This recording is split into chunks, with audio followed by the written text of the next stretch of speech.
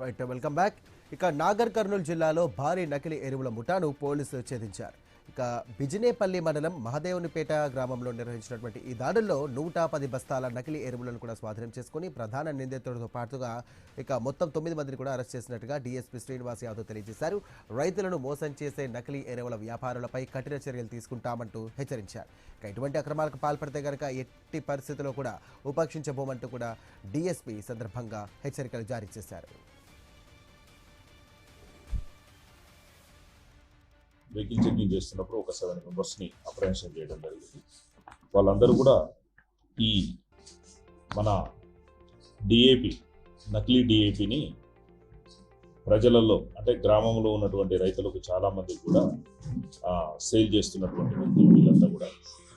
వీళ్ళకందరికి కూడా ఈ మన త్రిమూర్తి ఎంటర్ప్రైజెస్ అంబర్పేట అబ్దుల్లాపూర్ మెట్ ఇక్కడ జగదీష్ అనేటటువంటి ఒక వ్యక్తి ఒక షెల్టర్ని ఏర్పాటు చేసుకొని అక్కడ ఈ నకిలీ డిఏపిని తయారు చేయడం జరుగుతుంది. ఒక 3,000 నుంచి 4,000 బ్యాగుల వరకు డిఏపి మన ఈ నాగర్ కర్నూలు జిల్లాలోని వివిధ గ్రామాలకు ఈ సరఫరా చేయడం జరిగింది.